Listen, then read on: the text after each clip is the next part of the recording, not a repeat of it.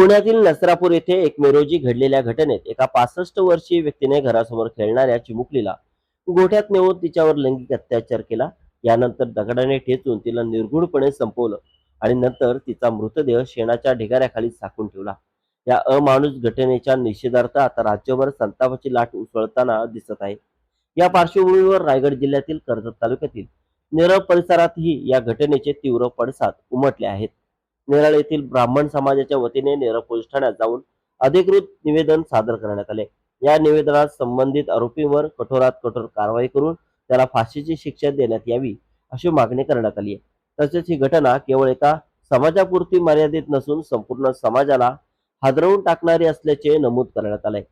यावेळी राहुल वरटे पोलीस अधिकारी नेरळ पोलीस ठाणे यांना निवेदन देण्यात आले.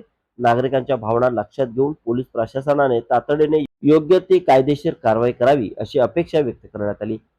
निवेदनात पुढे असेही नमूद करण्यात आले, अशा प्रकारच्या अमानुष घटनांना आळा बसवण्यासाठी कठोर कायद्याची अंमलबजावणी आवश्यक आहे. तसेच भविष्यात अशा घटना घडू नयेत यासाठी प्रशासनाने दक्षता घ्यावी अशी मागणीही या अर्जातून करण्यात आली आहे. दरम्यान या घटनेविरोधात विविध स्तरावरून निषेध व्यक्त होत असून राज्यभरात संतापाचे वातावरण निर्माण झाले. आज नेरळ ब्राह्मण सभा आणि ब्राह्मण सखीतर्फे नेरळ पोलीस स्टेशनला आता नुकतीच जी पुणे जिल्ह्यातल्या नरसापूर गावी घडलेली अमानुष आणि मानवतेला काळीमा लावणारी जी घटना घडली की छोट्याशा चिमुरडीवरती लैंगिक अत्याचार करून तिचा बळी घेण्यात आलेला आहे. आपली भारतीय संस्कृती सांगते, यत्र नार्यस्तु पूज्यन्ते रमन्ते तत्र देवताः.